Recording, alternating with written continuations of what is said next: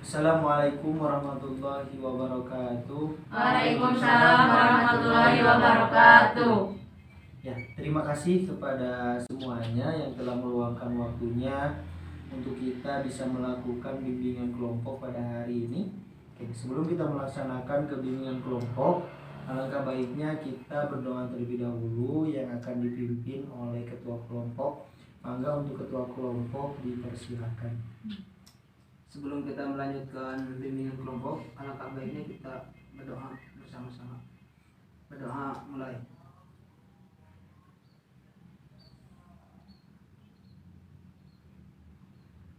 Berdoa selesai. Ya baik, terima kasih kepada ketua kelompok yang telah memimpin doa pada hari ini. Oke, sebelum kita ke pembahasan, izinkan saya untuk menanyakan teman-teman itu namanya siapa, karena saya pun belum mengenal teman-teman siapa namanya. Boleh untuk dipimpin oleh ketua kelompoknya memperkenalkan anggota-anggotanya. Silakan. Baik, dengan nama saya sendiri, nama saya Ahmad Faujanur dan rekan saya Rani, lalu ada Fitri dan Adi. Oke, terima kasih. Tadi berarti ketua kelompok itu namanya Ahmad Bojanur dan juga rekan-rekannya ada Rani, Fitri dan juga Adi. Oke, baik. Ahmad Bojanur, Rani dan juga Fitri dan Adi. Gimana nih kabar teman-teman semuanya? Apakah teman-teman baik? Apakah teman-teman ada yang kurang baik? Apakah teman-teman emang ada hal-hal yang ya istilahnya mah kurang baik lah untuk teman-teman? Gimana nih teman-teman kabarnya? Alhamdulillah baik. Sedikit. Oke, ada yang baik, adapun ada yang sedikit itu tidak apa-apa teman-teman, karena itu bagaimana kita menyikapi sebuah permasalahan ataupun ya apa yang terjadi pada hari ini. Oke, teman-teman semuanya pernah mendengar nama bimbingan kelompok belum? Ya, Atau belum. sebelumnya? Belum Belum. pernah. Oke, jadi teman-teman berarti belum pernah masuk ataupun pengalaman dalam bimbingan kelompok berarti ya, karena teman-teman baru ataupun belum pernah mendengar nama bimbingan kelompok itu sendiri. Oke, berarti izinkan saya sebelum kita masuk ke pembahasan untuk membahas tentang bimbingan kelompok itu apa sih gitu ya, agar teman-teman pun tahu itu kita kumpul di sini itu untuk apa gitu ya. Nah, teman-teman kita kumpul di sini itu untuk kita melaksanakan bimbingan kelompok, yang mana bimbingan kelompok ini adalah merupakan proses pemberian bantuan kepada individu pada situasi kelompok gitu. Jadi tidak satu orang ke satu orang, tapi meskipun masalahnya satu orang, tapi kita situasinya kelompok, jadi lebih dari 2 orang gitu ya. Nah, bimbingan kelompok juga ini ditujukan untuk mencegah timbulnya permasalahan gitu ya, ya pada siswa intinya. Terus bimbingan kelompok pun merupakan salah satu layanan dari BK, dari bimbingan dan konseling gitu ya, yang dilakukan untuk pertama melatih keterampilan dan juga berkomunikasi, dan yang terakhir untuk mengatasi permasalahan-permasalahan gitu ya. Nah, tadi ada ditujukan. Nah, ini ada tujuannya. Nah, tujuan dari bimbingan kelompok ini menurut AMPI gitu ya, bahwa tujuan bimbingan kelompok secara umum itu untuk membantu peserta didik yang mengalami masalah melalui prosedur kelompok gitu ya. Nah, tujuan lainnya dapat memberi kesempatan pada setiap anggota ya, khususnya kelompok, untuk berbagi pemikiran ya tentang pemecahan atau suatu permasalahan. Itu mungkin sedikit penjelasan tentang bimbingan kelompok. Oke, sampai sejauh ini dari teman-teman ada yang ingin ditanyakan atau cukup? Oke, saya bertanya. Boleh memperkenalkan diri. Dengan saya ketua kelompok, saya ingin bertanya tentang bimbingan kelompok. Apa sih yang dimaksud dengan bimbingan kelompok dan apa manfaatnya? Kenapa sih harus ada bimbingan kelompok? Oke, mungkin tadi pun udah dijelaskan ya, izin menjawab. Tadi udah dijelaskan bahwa bimbingan kelompok itu adalah proses pemberian bantuan yang mana diberikan untuk suatu individu tapi di situasi kelompok. Manfaatnya itu banyak teman-teman. Pertama, kita bisa tahu apa masalah yang kita rasakan, dan juga kedua kita bisa menyelesaikan bareng-bareng karena ini situasinya kelompok gitu ya. Nah, yang terakhir teman-teman bisa saling tukar ide ataupun pendapat teman-teman tentang permasalahan tersebut gitu. Jadi permasalahan itu tidak dipikirkan sendiri, karena banyak juga di sini yang bisa berpendapat tentang masalah tersebut. Itu paling. Ada lagi yang ditanyakan? Sudah cukup. Ada Ada lagi? Ya, Sudah. Oke, mungkin itu ya tadi sedikit tentang bimbingan kelompok, dan izinkan saya untuk sekarang kita masuk ke pembahasan yang ada ataupun yang akan dibahas di bimbingan kelompok. Oke, teman-teman pernah mendengar nggak atau teman-teman pernah merasakan gugup ketika teman-teman berbicara di depan orang? Sering. Sering. Tentu. Oke, teman-teman pernah berkeringat dingin ataupun teman-teman merasakan keringat dingin saat berbicara di depan orang banyak? Ya, panas Ya, dingin. Atau teman-teman ketika presentasi di depan kelas, teman-teman merasakan gugup, teman-teman kata-kata terbata-bata, terus keringat dingin, itu pernah? Pernah. Oke. Itu gemetar sih. Gemetar. Nah, jadi mengganggu komunikasi teman-teman berarti ya. Ya, betul. Oke, nah itu teman-teman, itu tuh teman-teman sedang mengalami yang namanya kecemasan berkomunikasi ya. Jadi teman-teman ketika ada ada misalkan Ahmad Bojanul nih di depan berbicara gugup dan lain-lain, itu tidak hanya karena sebelumnya emang gugup, tapi emang ada kecemasan untuk komunikasi gitu ya. Nah, sedikit menjelaskan mungkin ya tentang kecemasan komunikasi, apalagi saat di depan kelas. Itu kecemasan saat berbicara kita di depan kelas itu menjadi penghambat ya, atau menjadi salah satu faktor penghambat belajar kita. Karena apa? Karena dapat mengganggu fungsi kognitif gitu ya. Nah, jika ada siswa ataupun teman-teman di sini merasakan hal itu, mengalami kecemasan itu teman-teman mungkin sulit memahami materi gitu ya. Memahami materi apa yang disampaikan oleh teman-teman sendiri pun ataupun yang disampaikan oleh guru gitu ya. Karena jika ada teman-teman yang kurang percaya diri dalam komunikasi, dalam kemampuan komunikasinya, nah ketika teman-teman bayangkan saja ketika ada guru yang memberi kesempatan untuk kita bertanya, tapi kita takut untuk bertanya karena kita ada kecemasan untuk komunikasi, itu akan menjadi hal yang sangat rugi gitu ya. Karena apa?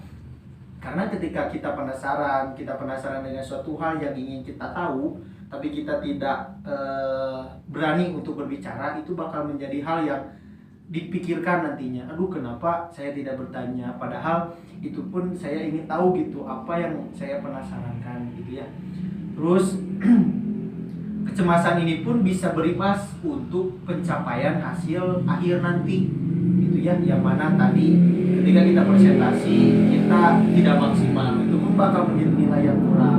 Terus ketika kita menjawab pertanyaan ataupun kita bertanya kepada orang lain dengan komunikasi atau keterampilan komunikasi kita yang kurang karena kita memiliki ataupun kita sedang mengalami kecemasan, itu akan berdampak pada nanti hasil pencapaian akhir gitu ya.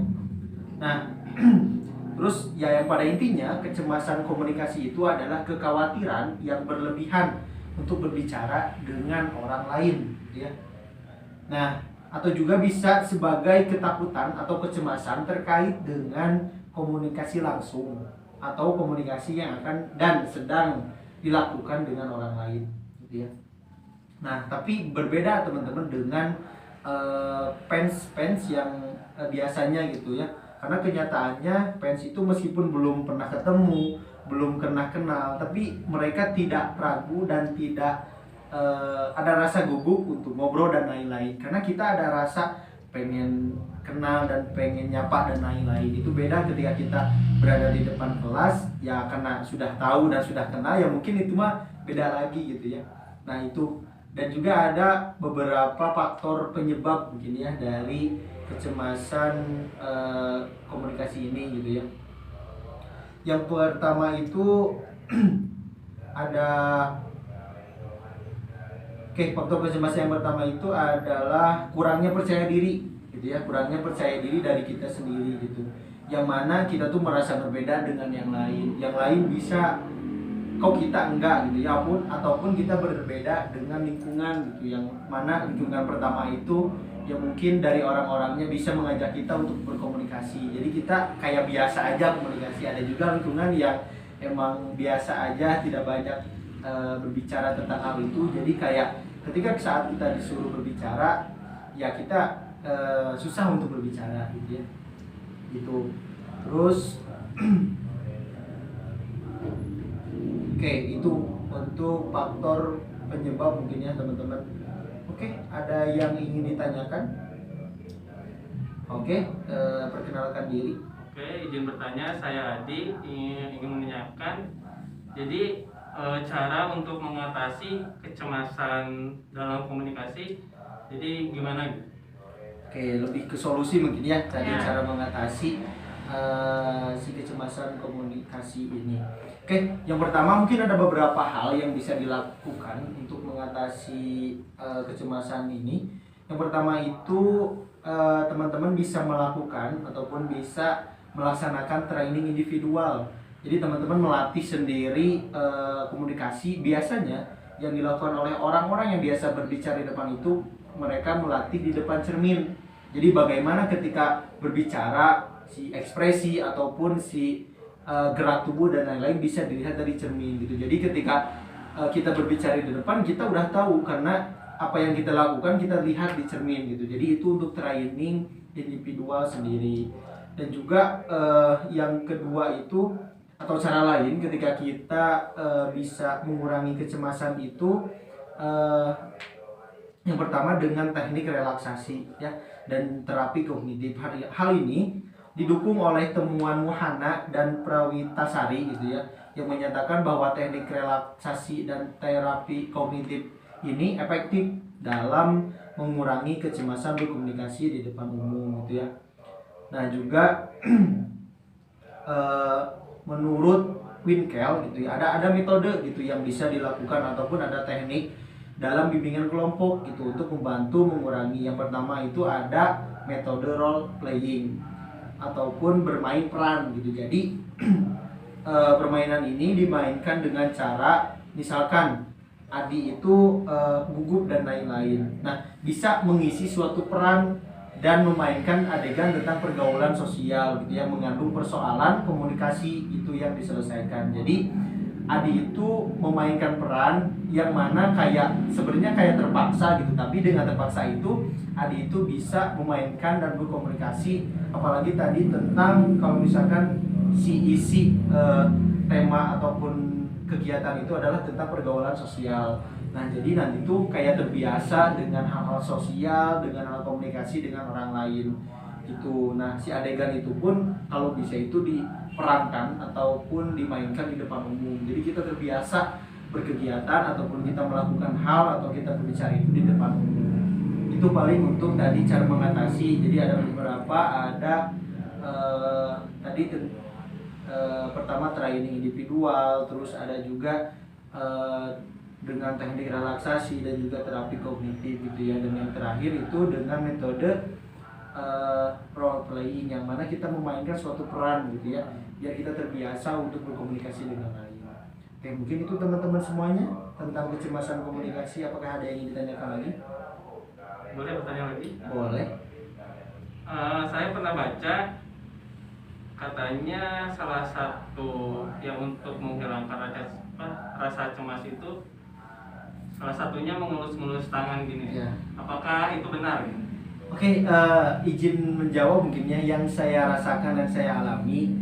Saya sendiri pun sebenarnya belum pernah gitu ya ketika saya gugup saya gini, karena bukan apa gitu, karena kayak mengganggu dan bukan mengurangi sih, lebih ke kelihatannya kayak emang benar-benar gugup gitu ketika kita mengelus-ngelus tangan. Tapi itu pun kalau emang ada beberapa orang yang emang berhasil dengan cara itu, karena kayak menenangkan diri lah gitu. Dan kalau yang saya sering lakukan itu lebih ke saya menggenggam pulpen gitu ataupun apa yang saya pegang. Jadi kayak kita pusatkan kegugupan kita teh pada satu titik yang mana biar kita teh lebih harus bisa yakin gitu. Jadi saya biasanya kayak megang apa gitu dengan dengan kencang gitu. Itu sih yang saya rasakan dan saya alami gitu. Tapi kalau misalkan teman-teman tadi tentang mengelus-ngelus itu pun bisa, ya kenapa tidak gitu dengan cara kita sendiri. Mungkin itu. Ada lagi teman-teman yang ingin tanyakan?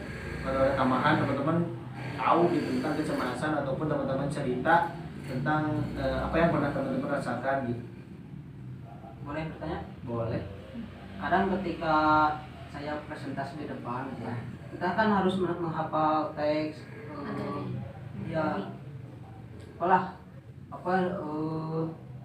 banyak hal yang harus kita kuasai. Tapi ketika kita latihan itu semuanya lancar.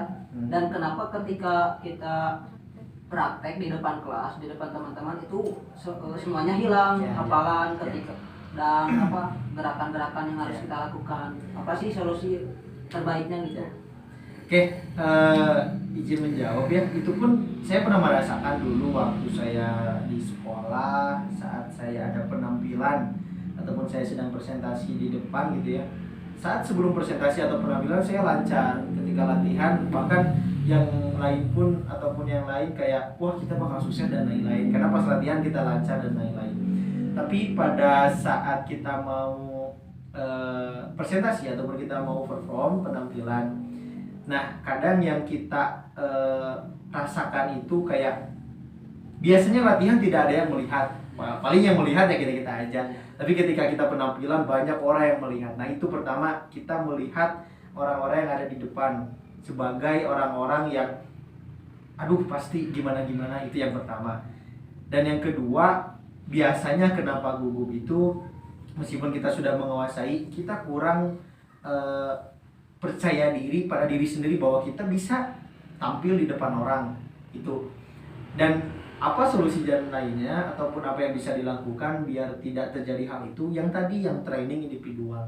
Kita sering-sering aja dan kita biasakan aja untuk tetap tampil maksimal gitu, karena biasanya kebiasaan itu menjadi hal yang biasa gitu. Jadi ketika kita biasa berbicara ataupun kita menampilkan sesuatu dengan baik yang tadi di depan cermin, kita pun akan terbiasa sebenarnya dengan hal-hal yang tadi. Ataupun teman-teman ketika atau tadi Amal Bu Janur sebelum penampilan kayak mengatur napas dan lain-lain, itu pun menjadi salah satu hal yang emang penting gitu dalam sebuah penampilan.